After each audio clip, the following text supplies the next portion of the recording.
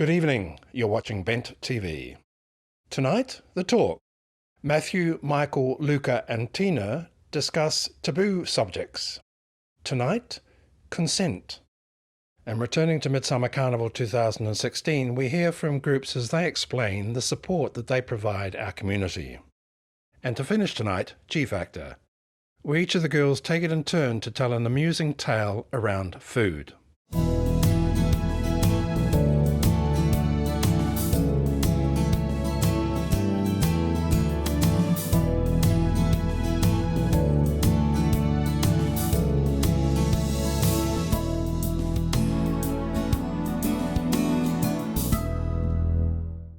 Hi everyone, you're watching The Talk on Bent TV. I'm Matthew, and today I'm joined by Tina, Luka and Michael here. And we're here to give you the talk that your parents most likely never did. You know, a lot of young people talk about getting the talk by their parents about things around sex and even sexuality to a lesser extent. But for queer people, we don't get that. So our idea was to talk about issues around sex and sexuality, specifically to the LGBT community.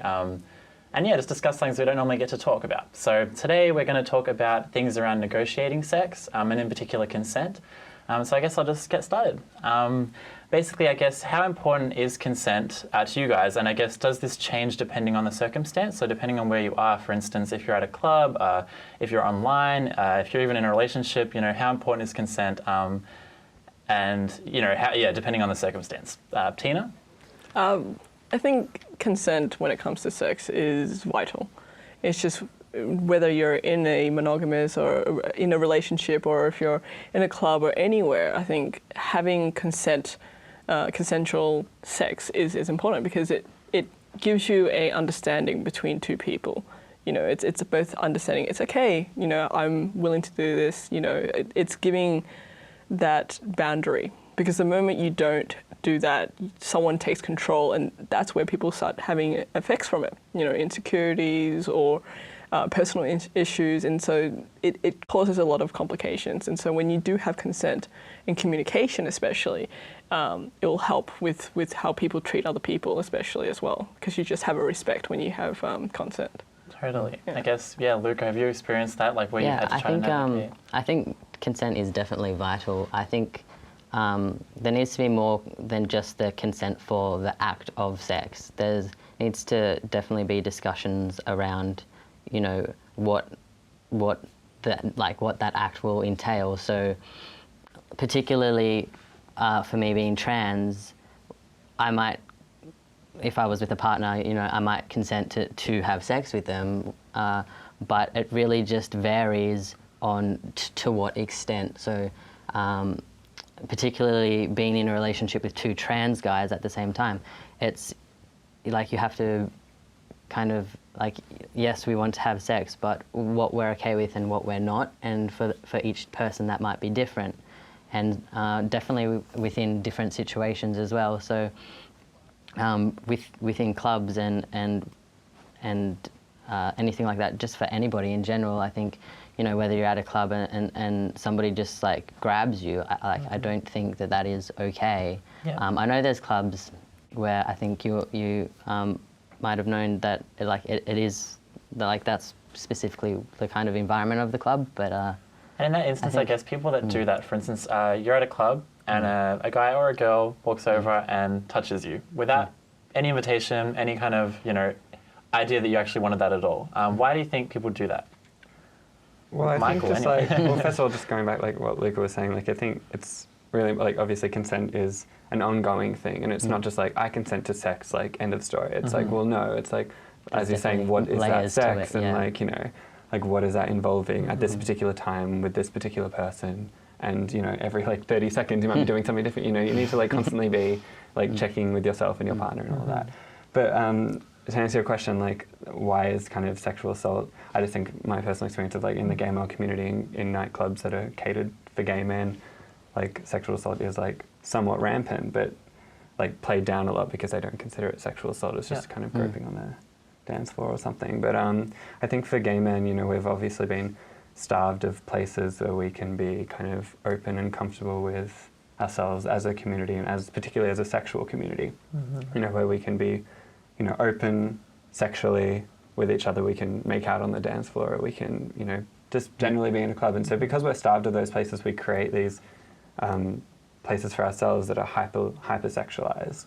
And I think that's why just being in that place, some people kind of misconstrue it as consent. Like, you know, we're in this club, or even if it's like a sex on premises club or a bathhouse or something like that, you know, because it's a sexualized environment, you know, consent is not really something that's negotiated too much, because it's just assumed for some people. And that's exactly right. I was going to say the similar thing. You know, I can only speak from my experience as a gay male, but in environments like a beat where some people are cruising, or a sex on premises venue, or a club, I feel like a lot of people have this idea that because you're in that space, and it can be quite sexually charged in some areas, it almost gives somebody a free pass or an entitlement over somebody else's body. So they feel like, oh, well, you know, I'm having a drink, people are drinking, people are dancing, like I can grab you. Or, for instance, on a more pronounced level at a sex on premises venue, they feel like they can just touch you wherever and start to instigate, you know, something like sex. And I feel like no one ever questions it, or not many people ever speak out about it, because, you know, they think, well, I'm in this environment, I kind of not, like they might think, oh, I was asking for it, or I was, you know. Like, you came here to have sex. Like, yeah, why aren't you okay with me just touching you? And that's why it's something that just a lot of people don't necessarily, they might think consent is such a common sense thing. You know, if you're having sex with someone, obviously you're doing it with someone who wants to do it, but there are a lot of nuanced instances, like at a club or a bar, or, you know, at a sauna or a beat, where the lines of consent are a lot more blurred. And I think a lot of people don't really think about how, you know, the fact that they're not entitled to somebody's body, the fact that they do need to actually be communicating with someone, even if it's non-verbally, even if the other person has somehow physically indicated that they're interested, before they do anything. Tapping. Well, I mean, yeah. So I think that's the problem, though. Like, when you're in that particular environment, or in a club environment, or so on and so on, it's one of those environments that people do kind of go into it expecting that. And so when there's miscommunication sometimes. You know, you sit there and you're flirting with somebody, and like you think they're flirting back, and then you go over there and they're like, oh, yeah, they're not actually interested. And so the communication, it's not clear just because you're in that environment. Therefore, you were kind of forced to kind of go read so much, and so people don't know how to read, and so they will just go, oh yeah, I'll come and talk to them. Oh, they're dancing. And sometimes, like, I've seen for lesbians, because we've got that whole, you know, girls can be close to each other and dance and not mean anything. It's just purely dancing. And so there is miscommunication of, like, a girl, you know, dancing really close and very sexual, but it's just two girls wanting to dance, like straight girls tend to do in clubs. But then one of them will get miscommunication, go, oh, she's interested, and we'll try to do something. And of course, that's where, you know, the consent has to happen. And then, if, for instance, if someone was doing that and you weren't interested and you said, no, sorry, I don't want this, a lot of times the other person might feel offended or hurt, like, oh, well, I'm here, like, I'm expecting that this is okay. And I think a lot of people just need to be more aware of the fact that they need to, just take on board consent and actually really make sure that what they're doing is wanted or warranted by the other person. But and thank you so much. Accept it, and actually accept rejection as well. Exactly. Thank you so much for joining me, guys. I had a really nice talk, and thank you for joining us on the talk on Bent TV.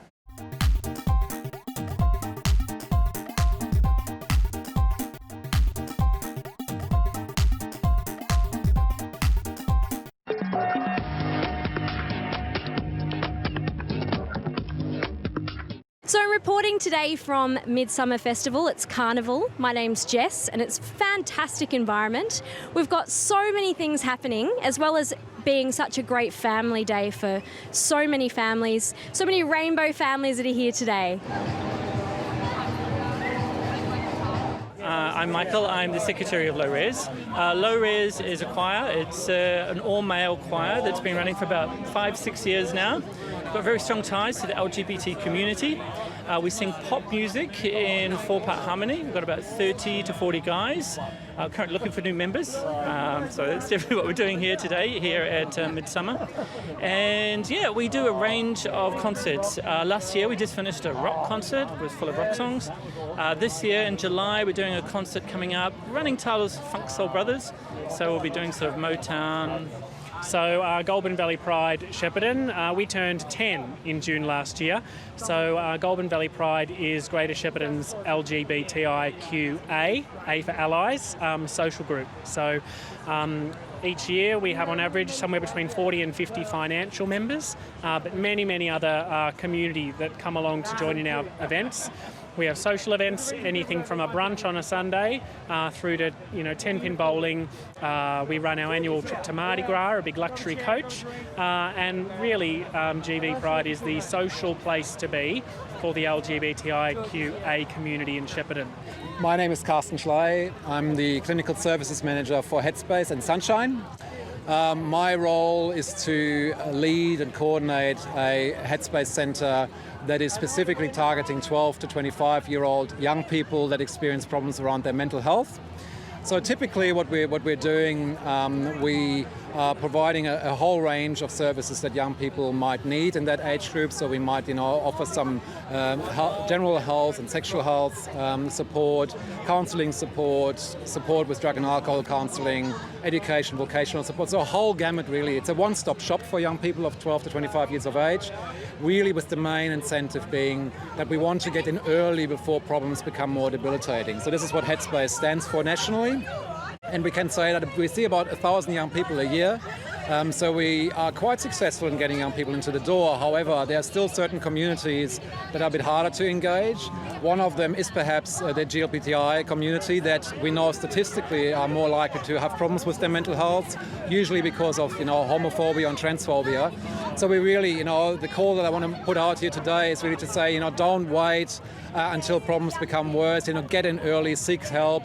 There's no stigma attached. When you walk into a Headspace centre, it's youth-friendly. You get what you need there, and you recover more quickly if you come in early. So that problems don't become more debilitating. Hi, I'm Amy. I'm Millie. We're here just enjoying Midsumma, but we also are running the stall for the Melbourne Gay and Lesbian Chorus. Yeah, so we came along early this morning and we've already performed. Yeah, so it was awesome with Shout Youth Chorus as well. G'day, my name's Dale Crane and I was the president of F2M Shed. I'm Andrew Eklund, the current treasurer of F2M Shed. Shed is a support group for trans men and their allies and their friends, and we meet once a month in a support group setting and just chat about what we need and what we want and anything, topics that are interesting to trans men. My name is Tony Romanelli. I am the Secretary for the Australian GLBTI Multicultural Council. We operate as an overarching body that works to support all of the different queer multicultural groups that are in our community, and we do everything from helping them organise events, putting individuals in touch with different groups. We're also becoming quite politically active as well, working on everything from marriage equality through to other issues that confront GLBTI people from a queer background. So I'm Wim, this is Aris. We're with Phantom Wear. We're a local ethically made fashion label. We do bodysuits, lots of festival gear. Yep. We are from Prozone, which is a new online website for the gay and lesbian community. Check it out. It's kind of like Google, Gayshare, Gumtree, all in the one site. Hi, I'm Luke Creasy. I'm a member of Rainbow Labour, which is an organisation within the Labor Party that pushes for equality for LGBTI people. I'm also a member of Victorian Labor's LGBTI Affairs Policy Committee, and we've achieved a lot of great reforms in the past year, including same-sex adoption, equal rights to birth certificates for trans people, and we've still got lots more to do. I'm also a secondary school teacher, and I work with a lot of LGBTI people through a Queer Straight Alliance at the school.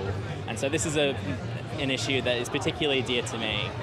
My name is Maria. I'm with the Equality team from the Victorian Government, and we're here, because we're out and proud LGBTI public servants, and we're promoting what the government's doing in the space of equality, like same-sex adoption. Go 69ers!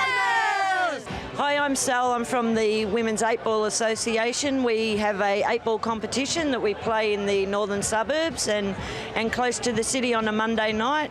We're here to recruit players and try to see if we can get some more teams to come and join our great association. We're also here today to support other organisations, and we're just enjoying the weather and having a good time. I'm Gabby Tyack. I'm a leading senior constable with Victoria Police, and I'm an LGBTI liaison officer. What does an LGBTI liaison officer do? Well, we've just actually changed the name to become more inclusive. We used to be called Gay and Lesbian Liaison, and that's been for about 15 years.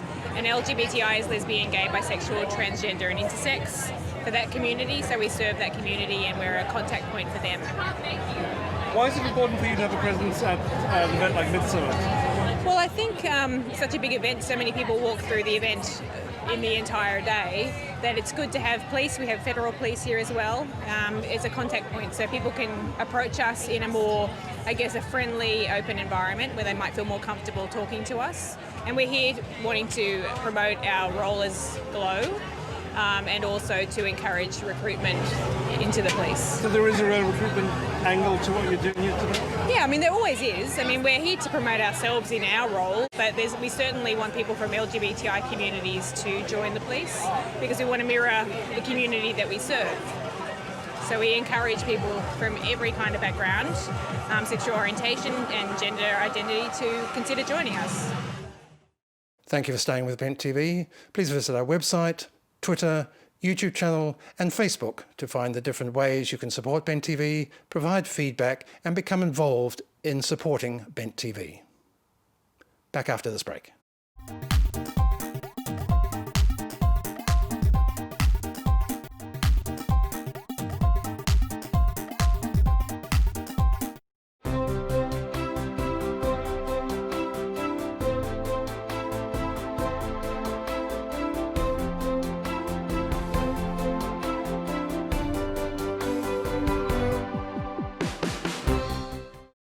Thanks for joining us tonight. G Factor coming to you from Bent TV. Oh, food is the most important thing in my life, and quality food and organic food. The most important. Shush. No, it is. I came over with a plate of food and took away your... Yeah, you could do that. Jewellery. I would do that. Yeah, I would do that. I love it. No. All right, give me those earrings. Food is important to me. Is it? Yeah, I love as you can food. see. Well, you know, it's boring Christmas Day otherwise. Yeah, You've got to kill a couple of hours. So here's the thing, every year that my parents used to do Christmas Day and then we took it over and we started doing Christmas Day, and last year we had such a busy year and we thought, you know, I can't be bothered to do it this year, so we thought we'd go out and we thought we'd go all out and go to a fancy restaurant in the city and have fancy restaurant and have I'm having a quiche and have an a la carte. Because I don't do smorgasbord, okay? Yeah. Because I don't like other people touching the food. Or breathing on them for that matter. Right, so. In fact, I don't even like them looking at it. Right. It was a 5-course. Can you stop interrupting me while I'm telling my story? So it was a 5-course meal. And I even organised a maxi bus to take us. Maxi bus? You know what a maxi bus is for? Yeah, maxi taxi. Well, here's the thing. I'm waiting for the maxi taxi to come. We're all standing outside waiting for it. Doesn't rock up. There's one Christmas Day. One taxi comes, and anyway, I rang the driver and I said, "I'm sorry, I didn't order that taxi. I ordered a maxi taxi." Oh no, that's only for disabled people. You should have started limping. What, the disabled driver? I have a wooden leg. So anyway, I got delayed. Anyway, they arranged 2 taxis. We went in there separately. We got in there. Anyway, the food was absolutely crap. It was like they went next door and actually to the smallest area and just piled all this food onto this plate. Like, I hate having a lot of food on the plate. I like to just... like the whole, you go to these restaurants and you get a plate that big and then it's you're all like... mixed in. Can I have a magnifying glass? Because I can't quite see what's on this. Oh, that's an asparagus. It's like this tiny drop. Yeah. And the juice. Okay, I'm finished. But a la carte is not want piles of food on your plate. Is that how it works? No. Well, some people love it. Smorgasbord. It's It's not how we roll. food any good. Oh, shit. yeah. Oh, yeah. You can imagine. I was beside myself. Meal for number table 12. And he puts out bottles of on from the bar. Sometimes if I could send it Gets all back. fell on the ground. Sorry, table 12. Sometimes if I could send it back, because I'm very good at sending food back if it's not Oh, right. I bet. Because it would have come back the same. Because No, it's actually, it'll come back different. You know what happens when you send food And they back? spit in it. That's right. They do. They rub Do the they steak really? around the bowl of the toilet. Well, never complain How do about you know food. that? Because it was on they do. I used to TV work in a once. restaurant. They do Yep. Current affair or Oh, something yeah. like that. Do you know what? I I'll really give want it to to eat someone that. else. Okay, you got a story, food story, Jo? Always got a story. And we're going back to my childhood again. That's Right, phonetic, right. Childhood, Christmas Day. You've got to picture this. All the kids playing out in the street, their new toys, and everybody's having a great time. Back in those days, I don't know if you remember it, the neighbours used to come over for a morning drink. That's right. So your parents would be smashed by, By the time lunchtime. lunchtime comes. Like they'd be pissed, right? So anyway, we're all sitting down at lunch and the food's on the table and we're just waiting for Mum and the gravy. She's at the stove, stirring. Half the food's eaten, right? Stirring. But Dad's starting to get the shits and sober up, right? So he's thinking, Christmas is over. over. What's going on, Anne? What's going on with this bloody gravy? Right? So he goes over to the stove and she's stirring icing sugar instead of flour. So she's there and it's not thickening. Strawberry ice. Oh, imagine if she's like, she's all lucky I wasn't drunk. We got to put that on the meat. Like, No, you could have invented a new flavour. Yeah. Strawberry icing gravy turkey. There Well, is I that. don't really Look at have a this. food story, but I have an event that happened around Christmas food. Good enough. Good enough. Well, okay, so here it is. It was Christmas, and I decided that I was going to come out to the family, and I was seeing this girl, and let's just call the pain in the butt X. Like X's, I like to wear my X's clothes. You do. There's many X's. There's a lot of X's, yeah. Anyway, and we had some visitors from overseas, from Iran, so very conservative, and it was the in-laws and everyone was there, and my mum's like, okay, well, she can come over and, all trying to be, Like, open and Just- understanding. Yeah. Like So I said to this person, right, so guess what? You're coming to Christmas lunch. This is a big As thing. my That's partner. massive. She rocks. I said, you know what? She goes, oh, what should I wear? I said, I'll just wear something. Is that how she sounded? Is she sounding like that? Is she? No, but I'm Sounding exaggerating. Because you can tell the difference between when I'm talking. Okay. The sexy voice versus the scratchy. Anyway, so here she is. She rocks up. I open the door and I'm like, oh my God. So she's like, oh, do you like it? And she's got this long dress on, but like cleavage from. Oh no! Did she have big breasts? Did she? Well, knew it. I was gonna even say if that. she didn't, it was exposed. It was inappropriate. I think I know who you're talking Exposed about. to the inch of its life. Anyway, so I'm like, what? You can't wear that. Why? You can't wear that. I think it, just wanted to make sure, because she wasn't actually gay, right? So I had a bit of an issue with this whole gay thing. So Did it affect she wanted to. lunch though? That's the important thing. Did everyone still eat their lunch? Oh, they took it. no, so they turned up and I'm like, oh my God, can you put a cardigan over it? Don't you Suppress me expressing So we get myself. there anyway, so we had to go, and so my mum opens the door and her jaw just drops, and she's like, it was so embarrassing. We ended up spending the whole time on the steps in the backyard. I just said to her, I'm going to kill you. So my mum turns around and she goes, you screwed up with me, but you really screwed up with me. I love that story. And that was it. It was like, we're going to use I that. have lost. She's just like, you know what? You just can't do it. Yeah, you can't do either one. You can't do anything. You know what? I reckon she set a booby trap that day. You've been watching Bent TV and you're being hit with the G Factor. Don't forget to join us next time. Woo! Crazy Bent TV. crazy G Factor. Thanks for joining us. That's all the time we have for tonight. Thank you for watching. My name is Gavin Henderson. Please visit our website, YouTube channel, Facebook to keep in contact and support Bent TV.